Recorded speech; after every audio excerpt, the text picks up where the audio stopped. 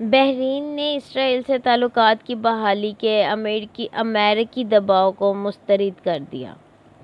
بحرین نے کہا ہے کہ وہ فلسطینی ریاست کے قیام کے لیے پرعزم ہے اور عرب ممالک کی جانب سے تعلقات کی بحالی کی امریکی خواہش اور دباؤ کو مسترد کر دیا ہے۔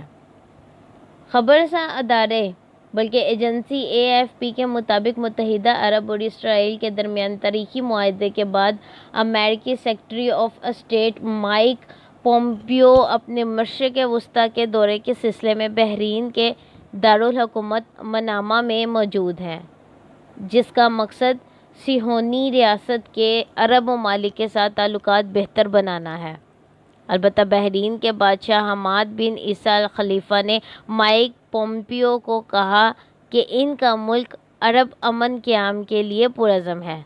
جس کے تحت اسرائیل سے پرامن اور تعلقات کی بحالی کے بدلے 1967 فلسطینی علاقوں سے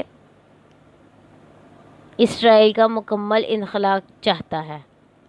بحرین کی سرکاری نیوز ایجنسی BNA کے مطابق بادشاہ نے 2 ریاستی حل کے تحت فلسطین اسرائیل تنازع کے خاتمے کے لیے کوششیں تیز کرنے پر زور دیا، جس کے تحت ایک آزاد فلسطینی ریاست قائم کی جائے جس کا دارالحکومت مشرق یروشلم ہو۔ پومپیو نے کہا کہ وہ امید ہیں کہ دیگر ممالک بھی متحدہ عرب امارات کی پیروی کریں، جو اسرائیل سے تعلقات بحال کرنے والا تیسرا عرب ملک بن گیا تھا۔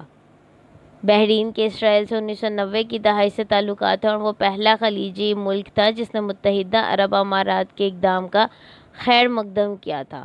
اور توقع یہی کی جا رہی تھی کہ وہ امارات کے اس اقدام کی پیروی کرنے والا پہلا ملک بن جائے۔ دیگر خلیجی ممالک کی طرح ایران بحرین اور اسرائیل کا مشترکہ دشمن ہے، جہاں بحرین نے ایران پر الزام عائد کیا تھا کہ وہ بحرین کے حکمران سنی الخلیفہ خاندان کے خلاف ملک کی اہل تشیع برادری کو احتجاج کے لیے اکسا رہا ہے۔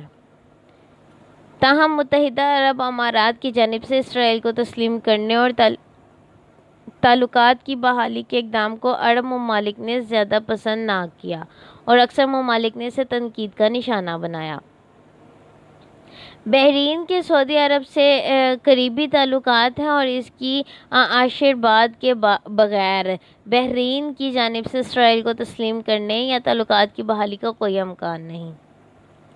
اس وقت تک اسرائیل سے تعلقات بحال نہیں کر سکتے جب صہیونی ریاست فلسطین کے ساتھ بین الاقوامی امن معاہدے پر دستخط نہیں کر دیتا۔ سعودی عرب کے وزیر خارجہ شہزادہ فیصل بن فرحان نے جرمنی کے دورے کے دوران صحافیوں سے گفتگو کرتے ہوئے کہا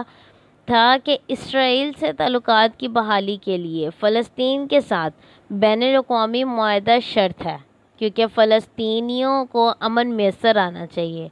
ان کا کہنا تھا کہ ایک مرتبہ ایسا ہو گیا تو کچھ بھی ممکن ہے۔